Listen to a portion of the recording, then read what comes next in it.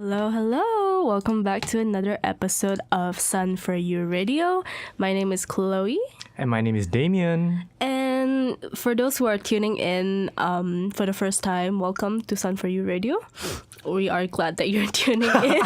Duh.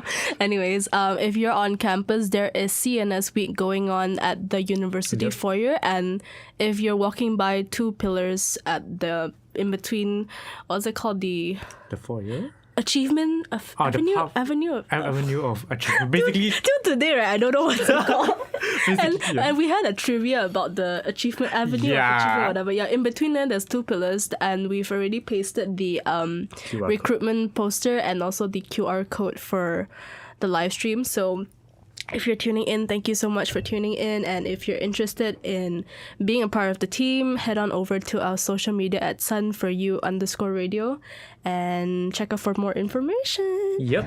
So for today's episode, we actually have a special guest. So let's welcome Mr. Mactum from Student Life Counseling. Whee! Hi everyone, my name is Mactum. Okay, so in case you guys don't know, Mr. Mactum is actually one of the psychologists from Student Life. So can you introduce yourself to the listener? Okay, sure. My name is Mactum. I'm a clinical psychologist from the Sunway Counseling and Wellness Unit, part under Student Life Department. Okay. So basically, we invited you on is because we did, on episode 3, we did a whole personality traits and we had a question how what do you call it? Whether it resonates with whether it resonates is there any with people. relations? Relation to mental health in a way. I see. So that's why we invited you on to talk more about it and also touch on other things as well. Yeah. So before that, what actually do you really do as a psychologist? As a clinical psychologist, my main job responsibilities including conducting clinical interviews to understand my clients' or patients' problems, and then I also do assessments, to see whether they meet fulfill any diagnostic criteria of any mental health disorder, and then also provide diagnosis, and finally also psychotherapy, or we call it psychological treatments if necessary. Okay. Yeah. So how long have you actually been doing this job? I graduated with a master's degree in clinical psychology in mid-2017 and have been working as a full-time clinical psychologist for about 5 years, I would say. Okay. Sorry. So,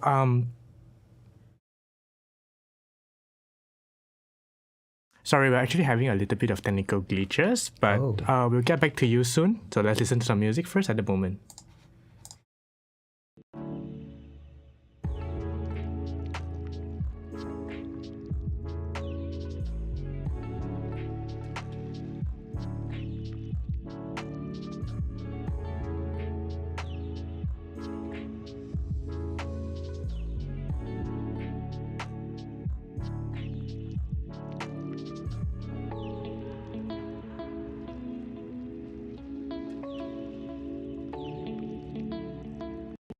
Try the AWS free tier. AWS AI and machine learning.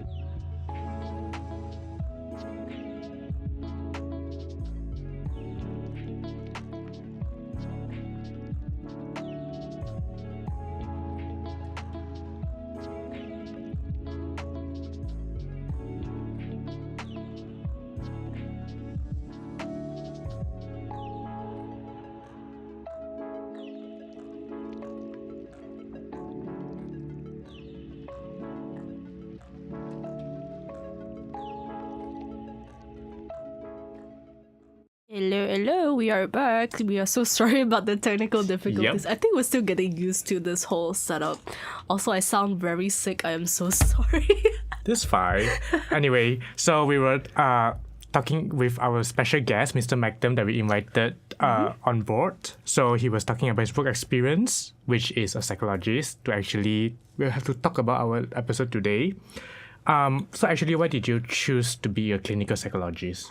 When I was in secondary school, I know that I was really interested. I'm really interested in counseling. So I actually joined a counseling club linked by the school counselor. And after that, I decided to pursue a bachelor degree in psychology for my undergraduate studies.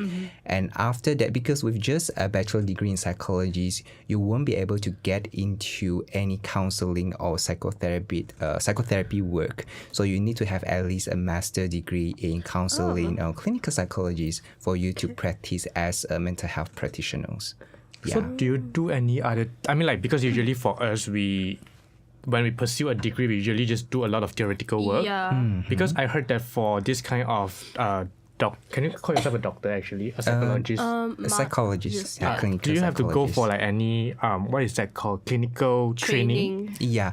If you're just talking about a bachelor degree in psychology, basically they learn a lot about theories, different kind of psychological theories. And then they also have this internship of, they call it volunteer experience. It's only when it comes to a master degree level, like for example, mine is master degree in clinical psychology. Apart from learning theories, we also have clinical training. Like practices. Like practices. For me, I had my clinical trainings in 3 different settings. So 2 of them is actually public hospital under psychiatry department. So that's when I underwent the clinical training. Okay. Because I think like every time when we see like our friends or hear about people who have like a degree in psychology, we will immediately think that after they graduate they might actually just become like a professional psychologist. I see. I have a friend who recently she finished her degree, but she's doing her master's now. So I'm assuming that that's the path that she wants to become a psychologist. Actually, I have a question, which is because I think for people like us, there are a lot of terms when we're coming to psychologists or psychiatrists. So can we know the difference of a psychologist, a psychiatrist, and also a counselor? Okay, sure. So for these 3 different professionals, they are all involved in mental health. Okay, so let's start with counselor. Counselor, in order to become a counselor, you need to have at least a bachelor degree in counseling. Some of them, they also pursue a master degree in counseling. So during the studies, they also went through clinical trainings, and only after they fulfill all the practicum hours, they got the license, then they call themselves counselor. Okay? So for counselor, they usually deal with clients who functions pretty well in general. When I say pretty well, means they don't have any severe mental health conditions or disorder. So they are dealing with issues, for example, if you have academic stress, work stress, relationship pressures or troubles, all these kind of things. So they are usually able to guide the clients to understand more about the problems and then to function better, in their daily life. And some of them, they also do some sort of personality or career assessment for their clients. Yeah. So to put it simply, for counselors, the kind of clients they are dealing with usually they are less severe when it comes to mental health issues. Yeah, but also depending on the setting and also the exposure, some of them they also work with patients with mild depressions or anxiety, things like that. Yeah, and some of them they also conduct workshop and training on different kind of topics. Could be related to careers, could be related to mental health issue as well. So that's for counselor. And for clinical psychologists like me, we need to have at least a master degree in clinical psychology. And for that master degree, we also went through clinical training in a clinical setting. Yeah. And for clinical psychologists, we are able to do psychological assessment. Because we can do the assessment, we can also diagnose whether or not the person is having mental health disorder. And we also provide what we call psychological treatment, and psychotherapy is one of the most popular approach that we are using. We will talk about this later in the segment, right? So what about the last one, psychiatrist? So for psychiatrists, they are actually medical doctor. So after they got a bachelor degree in medicine, with training, they become a medical doctor, and they have to go for a master degree or PhD in psychiatry. So at least a master degree in psychiatry in order to become a psychiatrist. And for psychiatrists, they are able to assess and diagnose mental disorder, and their main treatment will be prescribing medications. Yeah, and some of them also do like a brief counseling or therapy depending on their workload and also their exposure. Okay, so it's different path already. Yeah. Yes. Because usually we thought that for me, the way that I understand is a psychiatrist, they can prescribe medicine. Yeah. And then psychologists, they listen to your problems and then talk it out. It's more like that. Yeah, same also. Yeah, but I never know that even the pathway that you have to undertake is also different also. Yeah, it's very different. Okay. So I can say that mental health is actually quite a issue that we don't really talk about much. Right? I feel like everybody does, especially in maybe growing up in the Asian family, it's a taboo to talk about it, and a lot of parents will be like, yeah, nothing lah, it's nothing, just stress on lah, don't care lah, don't need lah. That's very You're true. too sensitive lah, that kind of thing. You stress lah, you stress what? Yeah, just what, studying only, you're not working, you're not making money, that kind of thing. But I feel like it's just overlooked. About this kind of issues. But not to blame our parents or anything. It's just like maybe from last time, their parents, the way they were treat taught, them when they're going through something, they're just saying like, oh, you're just sensitive and things like that. It's regarding what they're actually feeling, which makes them, I guess, do the same to us sometimes. Yeah, it's like they were influenced in this way, so it actually passed down through traditions. But I know that some of my friends, their parents are opening up to like looking into like their mental health and things like that, which is good, which is nice to see. Yeah, but just a very quick question: are there because you know that for mental health issues, sometimes it can be overlooked because sometimes we would just actually just disregard it as something normal. So can you like briefly explain like what exactly is a mental health problems and how do you guys actually diagnose it? Okay, so I guess maybe I can start from a few different terminologies here. Okay. So let's start with mental health. What is mental health?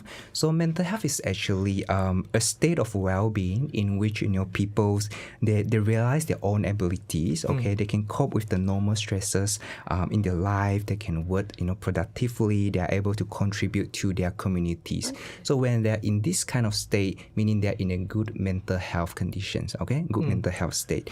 And mental health, we can see as a continuum. Okay, meaning like, people, they move along this continuum. There will be period of time or stages of life. They are having more challenges, having more difficulties, and then they started to have more mental health issues or maybe mental disorder. Okay, but there will be certain periods, certain stages, they are functioning pretty well, not much issue going on, or they are able to cope, better than the mental health issue. It is not that prominent in that sense. Okay, so when it comes to mental health, there's actually a slight difference between mental health problems or issue versus mental disorder. Okay. Okay. So when we talk about mental disorder, meaning the person, their mind, their thinking, their emotions, their feelings, and their actions has been badly affected. Okay. To the point that they're daily functioning in different areas of their life, for example, their job, their studies, their relationships, all negatively affected. Okay. And when they go and see a clinical psychologist or psychiatrist, they will do the assessment. They will see whether or not, the symptoms that you are having actually fulfill a diagnostic criteria of a disorder. If you fulfill the diagnostic criteria, then we will diagnose you with having, that particular mental disorder. Mental health issue or problems on the other hand is more like umbrella terms. Mental disorder is part under mental health problems. So meaning for some people, they might have the mental health issue or problems, just that the symptoms or the severity at that point, doesn't really warrant for a diagnosis yet. Okay. So like stress, anxiety, and all those. It's just the umbrella of the mental disorder. So what's it called? So, what's the term? Sorry, let me try and recall. So we have mental health issue or problems, and then mental disorders. Yeah.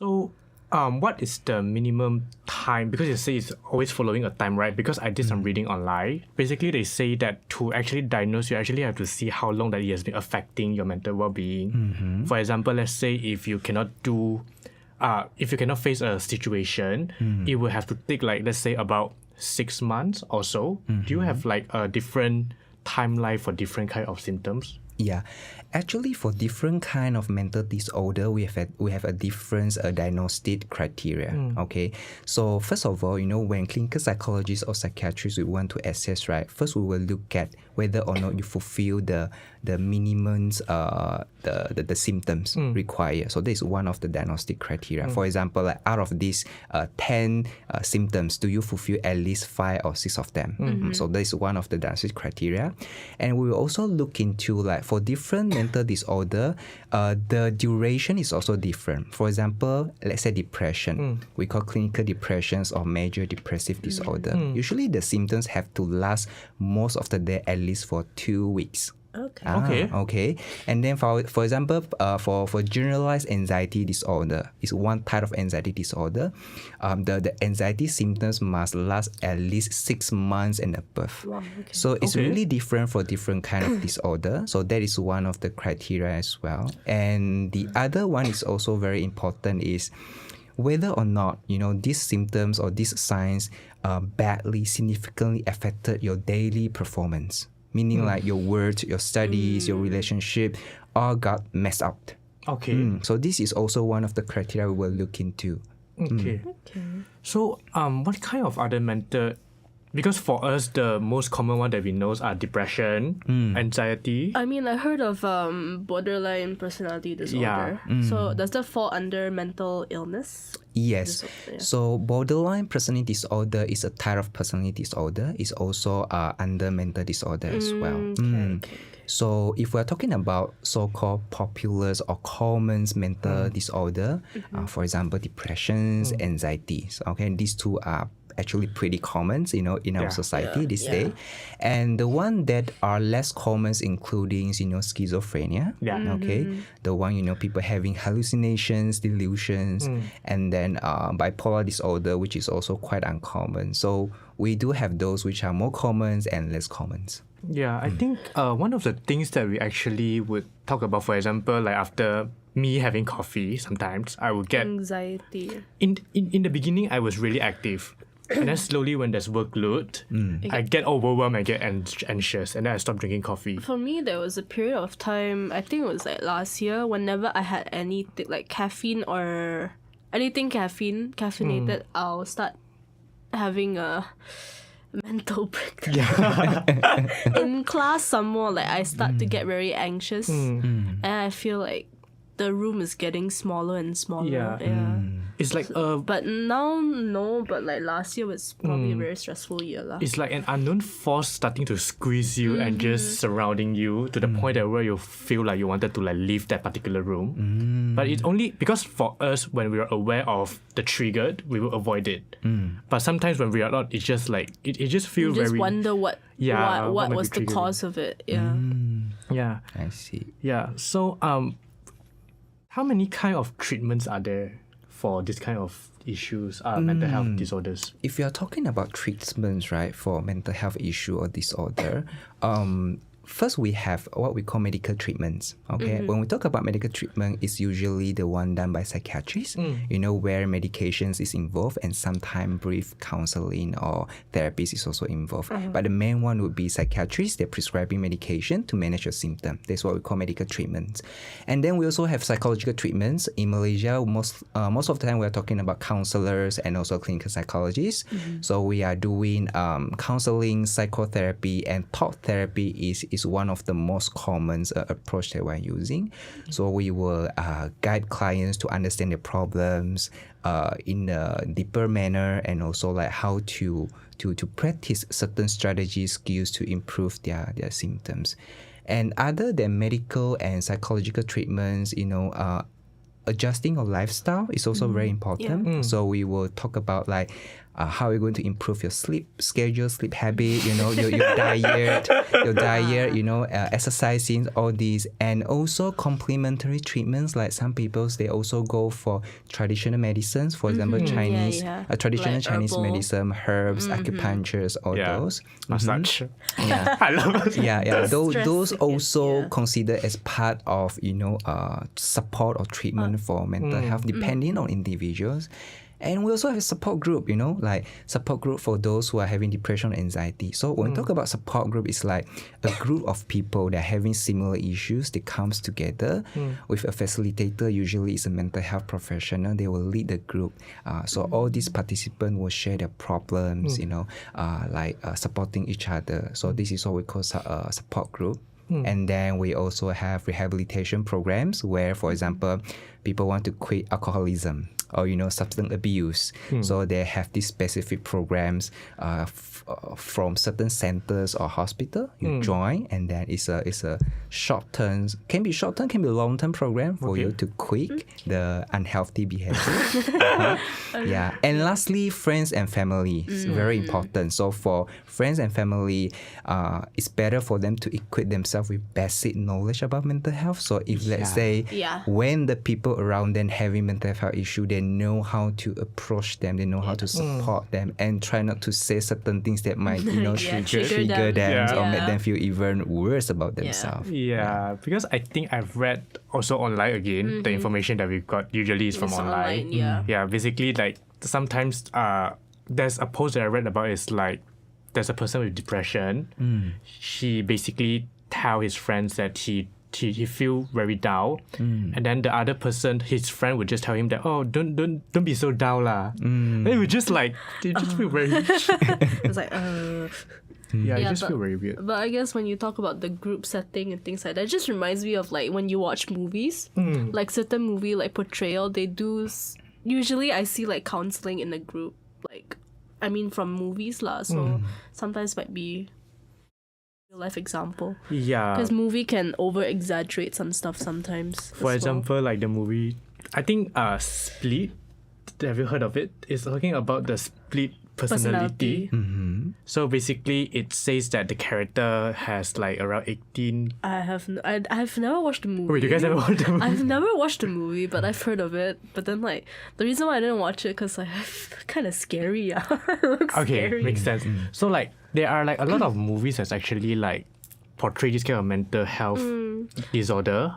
Are they like actually accurate on some of them? I think we can talk more about that in the next segment. Can, but let's listen to some music first. For now, I think they are already a bit It's like too much information. A lot of information to digest a bit, so Yep. we'll just play some music for No now. problem.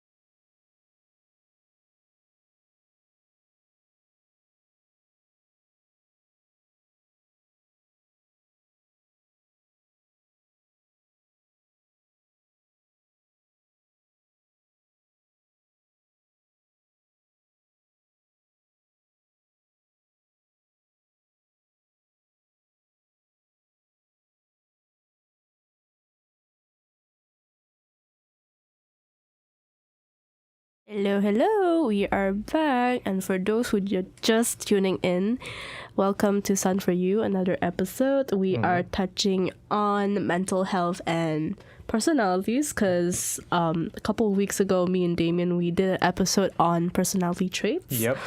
And now we are here to debunk ourselves. Debunk the myth. And if you are on campus, make sure to head on over to the university foyer because there is CNS week happening, so you can check out the booths and things like that. And also if you're walking by and you somehow see our poster somewhere, go and scan the QR code, give us a follow on Instagram. And also if you're interested in being a part of our club, being an announcer, whether it's an announcer or just be a part of our team, there is a QR code for our Google Forms and our where was it? My brain just buzzed for a second there.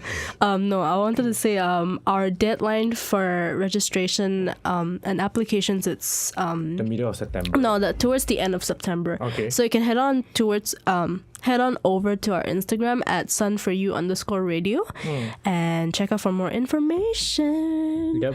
I'm actually a bit nervous right now because we have a special guest here at the 9th floor. So if you're walking by, you can wave at us somehow. Yeah. Guys, how I feel like he's like reading us. We have a clinical psychologist here, Mr. Mactam from Student Life, the counseling department, counseling unit. So before we took a break, we touched on how in movies, sometimes they might over-exaggerate certain mental health.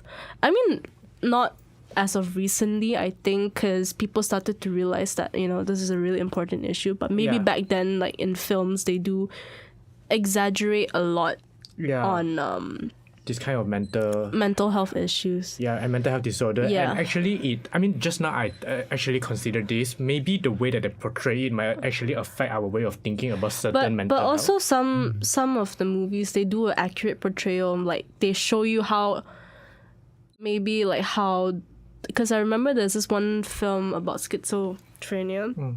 they portray how the guy like sees things, because when he's going through that. So it's a very interesting film. I need to dig out the name. I watched it on it was on TV at some point, but I don't remember. But yeah. Do you like actually go and watch this kind of movies that actually talks about mental health disorder, and then after you watch it, you'll be like, this is accurate. Or have this is you not ever accurate. stumbled across any like TV series, movies, or anything? I can't recall any specific one, but I do, sometimes watch movies or TV series, they talk about mental health or, psychology. So, like you mentioned, sometimes I do check, whether or not this is accurate, whether or not this is true. But sometimes that can be tiring as well, because when you realize, they portray mental health or psychology in an inaccurate way, I will feel a little bit like frustrated. Okay. It's like, oh no, this is not the case. No, fair. Because, imagine watching a movie, they're playing violin or piano, and then they play the wrong chords. You're just like, hey, that's not the way to play it. It's just the same for music students. When we see how they play, that's like, that's not right. You can hear the music is played, but when you see the action, it it's just totally shows like different. You're just like, what's happening here? That's why when it comes to movies or TV series, when they actually invite the professional to contribute to the series or movie, I realize most of the informations or the knowledge given will be quite accurate in that sense. So I really appreciate that, when they do that. I think because most of the movie will, in order to get more views, they will exaggerate, those blockbuster. Yeah, but if you're gonna talk about something that's serious, it should be, like I said, like you said, it's better if there's like a professional to work with the creative side of things, and then they can work hand in hand and give accurate information instead of just, I think it's like this, then we do it like this. Yeah, because a lot of people actually try to be a psychologist on themselves. For example, when you Google search, taking online tests, that one is not right. For example, when you Google, you can actually see a lot of tests saying that, do I have depression? Do I have anxiety disorder? I'm pretty sure I've Googled to see whether they have tests or not, because I was curious whether clinics they actually do put out tests. There's a American website, I think it's clinically approved or whatever. APA ka? American Psychiatry. I don't remember, but they have online tests for you to take. So we just wanted to touch on that, whether all these online tests, whether it's mental health issues related tests or personality tests. Do you think it's accurate as a professional? Okay, so if you're talking about online tests, most of the time it's just online screening tests. I will separate it into two different parts. One is for what we call, for example, anxiety, depressions, all this, and then the other part will be on personalities. Okay. So for let's say you want to know whether you are having any depressions or anxiety, for example, we do have a few so-called reliable and also valid screening tools available online for free. For people in general, for public to do, to fill out the questionnaire to see whether or not, whether I'm really having this, do I need to seek for professional help? We do have that, okay. There's actually one which is quite common. We call it DAS-21 or DAS-42. The full name, let me check. Is it DAS? DASS. Okay. So it's Depressions, Anxiety and Stress Scale. Okay. They have 21 items, questions, versions, and 42 questions version. So for this, it's definitely reliable and valid. So I believe it's accessible for free online. Okay. So if just Googled it. I think it is free. And perhaps I can share the link with both of you later to be shared on social media platforms as well. Put it on our Instagram as well. But it's very important to know that this is just a screening tool, meaning even if you score high in one category, let's say the depression, doesn't mean that you have the disorder. Okay, you still need to consult the mental health professional, in this case clinical psychologist or psychiatrist, to see whether or not you are just having the symptoms or your symptoms are severe enough to warrant a diagnosis. Okay. So for that, when it comes to diagnosis, whether it actually warrants a diagnosis to become a disorder, you have to check with the professional. Okay. So basically, that screening test is just a guide to tell you that whether you have or not, and then it's better for you to ask a professional to help. Yes, to go through a more comprehensive, more detailed assessment for that. Because I feel like a lot of people, maybe not, I don't know whether it's our generation, whatever, they like to self-diagnose via online tests. And sometimes it's like, maybe they are going through some stuff, but it's, you know, like it's best if you get a professional. Yeah. Rather than relying on like online self-diagnosis and things like that. I think because also they're afraid to to accept that they might really facing this kind of mental health or maybe disorder. going to a person and tell them about basically they want to convince themselves that they are fine, so that's why they keep doing it, to the point that when they just want to convince themselves in a way to make themselves feel better, I guess you could say that. Yeah. Okay, anyway. that was just our thoughts. Yeah. So what about those personality tests? Because for example, me and Chloe, we were talking about it like the MBTI. So when talking about personality tests, right, if you are looking for the one that is reliable and valid, right, and that's for free, it's actually quite limited, I would say. Because when we talk about personality tests, we need to check whether or not the tools, the personality test, the tool, fulfill what we call the reliability and also validity. So reliability means, like after you take it one time, the second time, the third time you take it, the result is more or less the same. That's what we call reliable. Okay. Validity meaning like the test tool intend to assess what it wants to assess. For example, if let's say today, your English teachers want to assess your English level, if let's say the questions is all about mathematics, is it going to be valid in that sense? No. So when it comes to an assessment to a test, a screening test, reliability and validities are what we try to look into.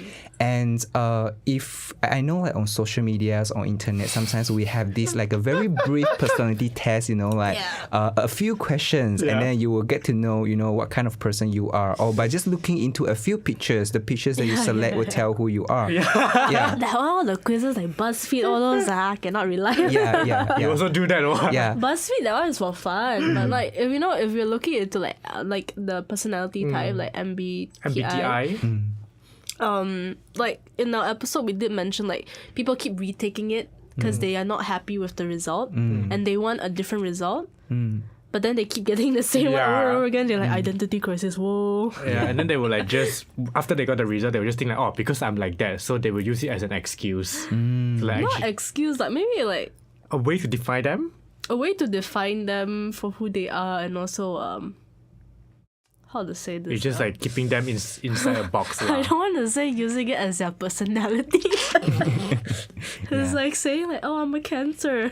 That's my personality trait. Because I think one thing that we realized when we were doing this kind of test is like when we do all the questions, they will like ask you to like rate.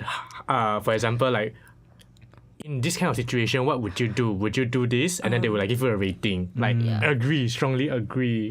Like middle is just like, you're not sure, or strongly agree or strongly disagree. I think let me try and remember. Usually they will ask like,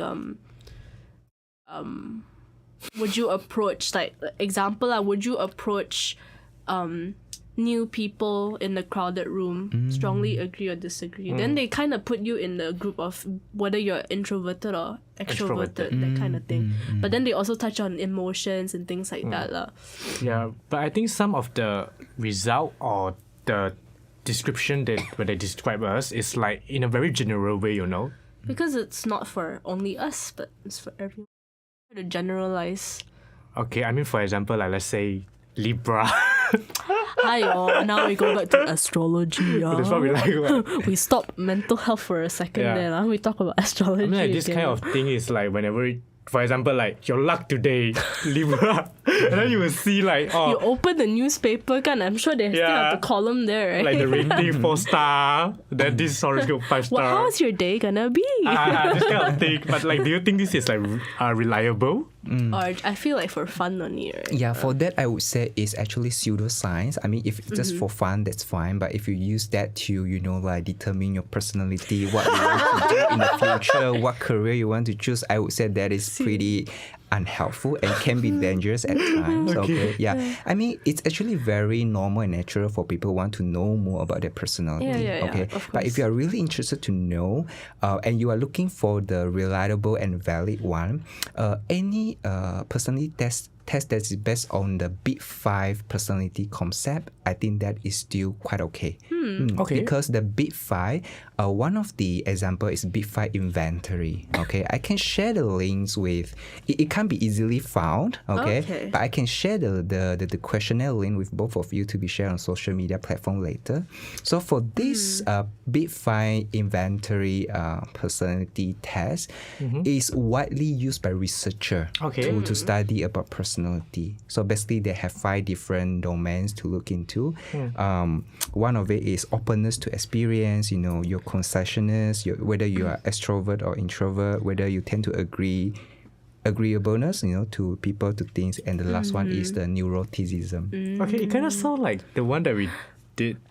You mean the dimensional? Dimensional, and okay, so there's this application only for Apple users. It's called dimensional.me. It's something like, it is a personality test, but it's very, very long. It can take up to one section can take up to 1-2 hours. So it's very detailed. And when I really read about it, I think they have different kind of questions that actually target on different aspects. Yeah, like just now you said the Big 5. Because I read that there's this cognitive function, like the way that you think, and then different kind of thing. But I think that might be kind of relevant to it. Yeah.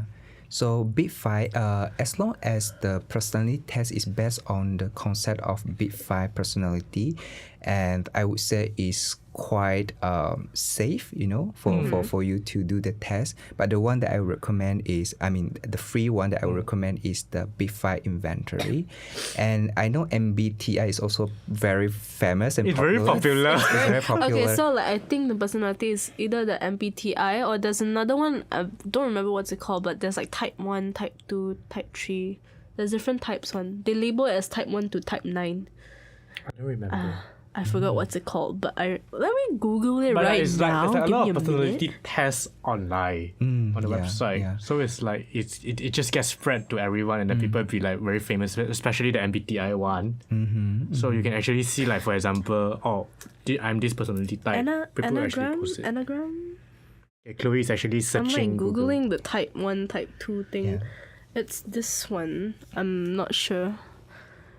It's quite I popular as well on social media. A lot of people talk about it as well. But I think I took once and I was just but if we are talking about MBTI, right, this one is a little bit tricky, as in, when it comes to the reliability and validity, it's still debatable, meaning that researchers, they are still trying to see whether it's actually a valid and reliable personality test, because so far the evidence, the information that we have is, when it comes to the reliability and validity, it's still not that satisfying. Meaning still lacking there. So if you are just taking it for fun, I would say that that's fine. But if you are just aiming for one that is more so-called accurate, more reliable, valid, then the Big 5, I would say is pretty okay. Yeah. Because do you realize MBTI, they'll show you famous people who have the same personality type. In my head, I'm like, I think how they know? 16 type of personalities, right? No, but my issue is how they know this celebrity got the same personality type as me. Yeah, because for example, I got basically my personality type is INFP. Basically, they say one of the famous person is Shakespeare, which is already passed away for many. Yeah. Because takkan they just ask Shakespeare to revive from the grave and then just do the test. No, I feel they do it to Make it not entertainment, but make people more interested in, to make it more attractive. Maybe? attractive. Yeah.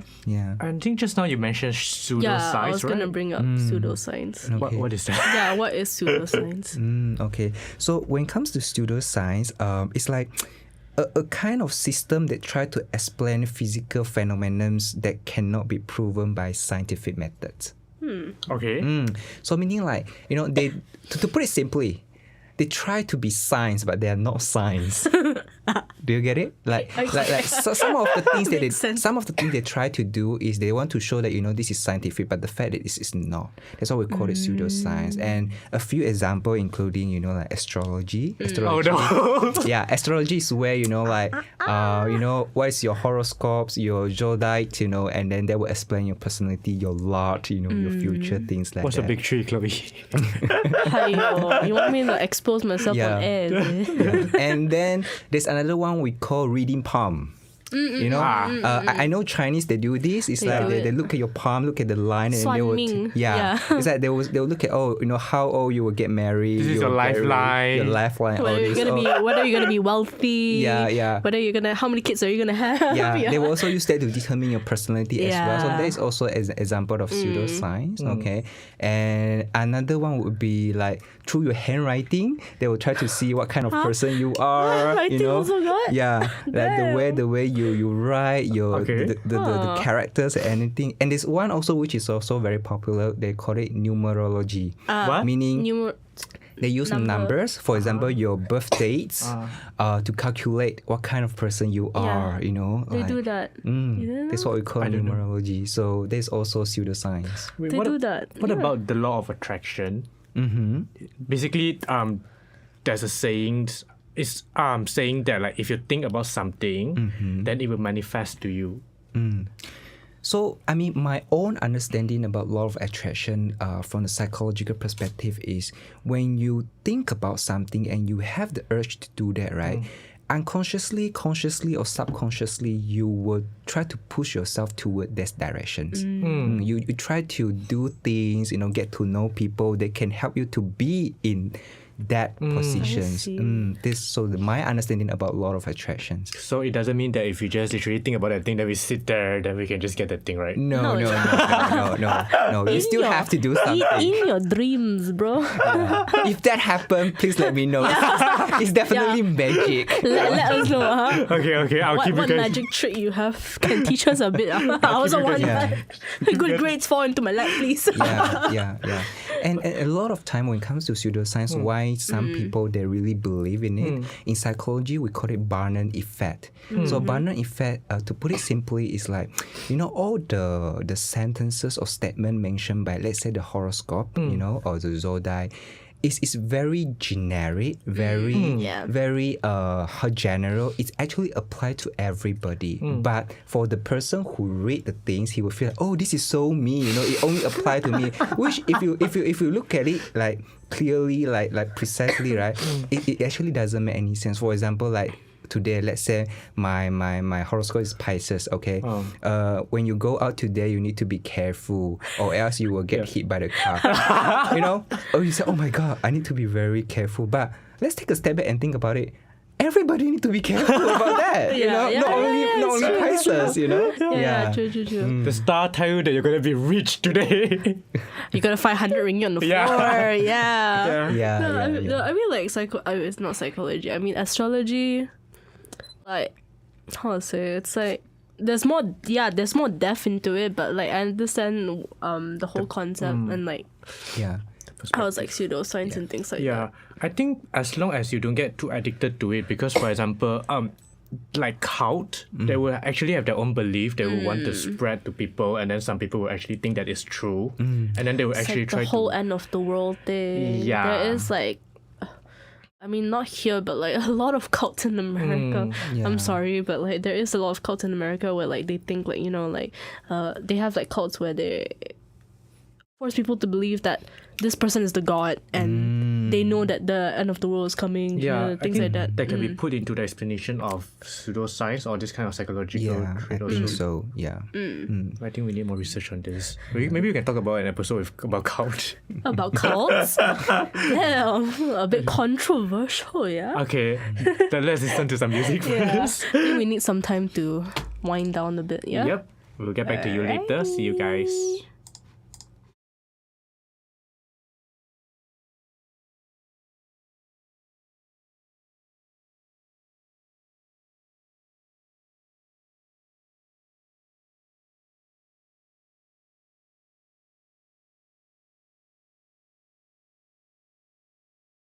You might have seen videos like this before. But here's the big secret. Anyone can make one of these videos in a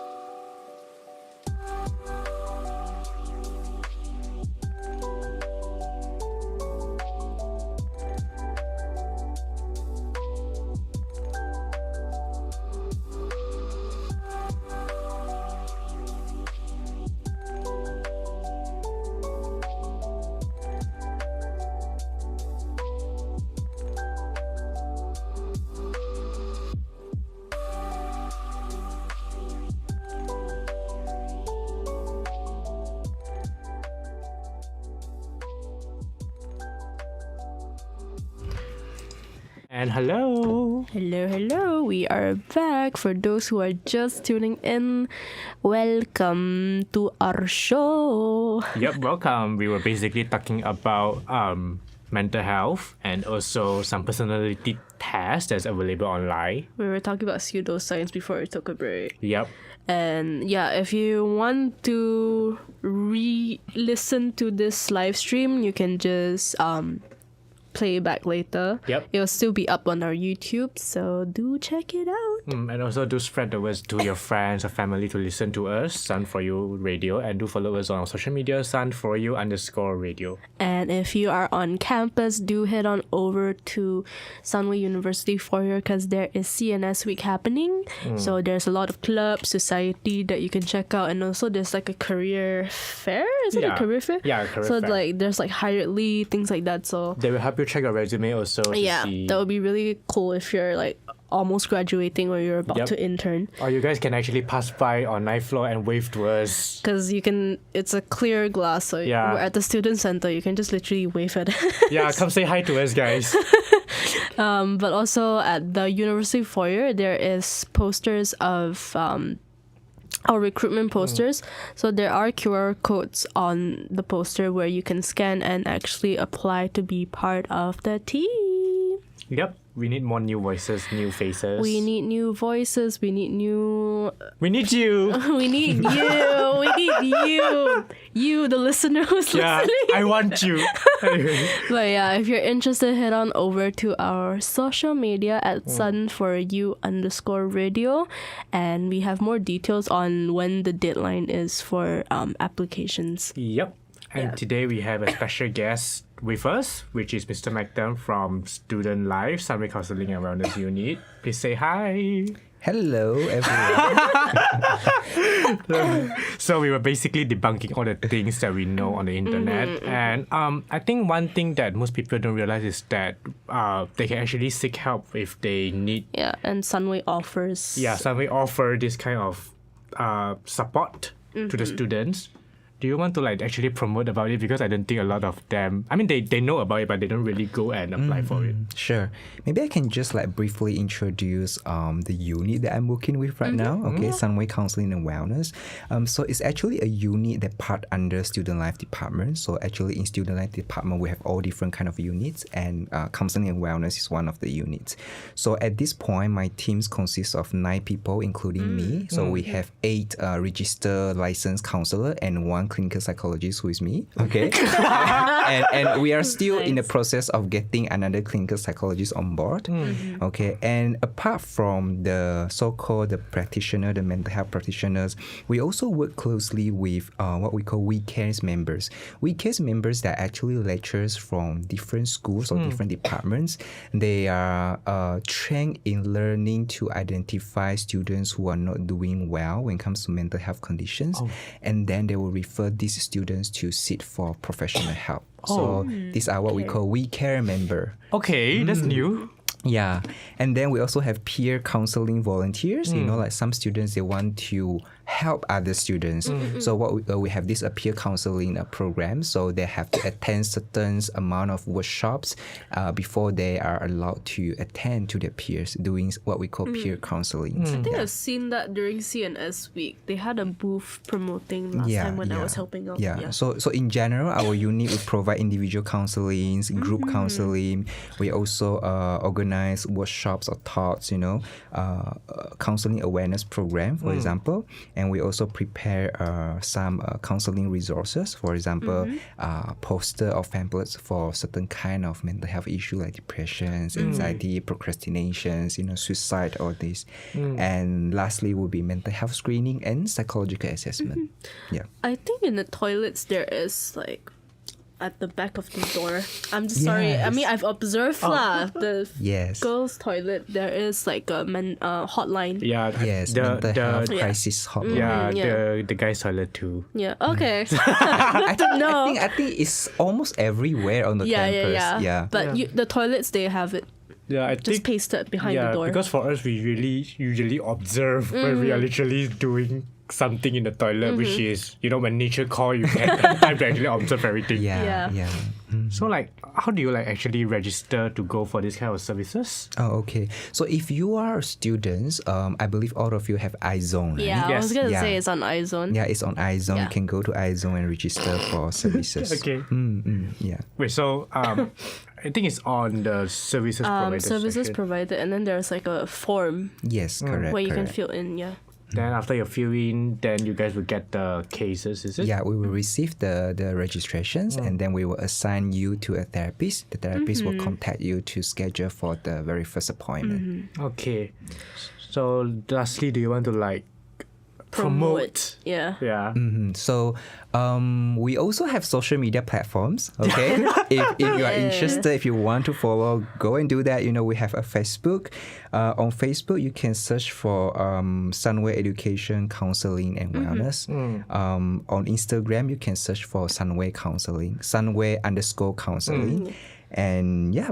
And if you want to get to know more about my unit, the Sunway Counseling and Wellness unit, you can go to Student Life page, inside there we do have information about us as well. Yeah, because I did want to stalk the counseling Instagram page because you guys actually posted a lot of information regarding mental health.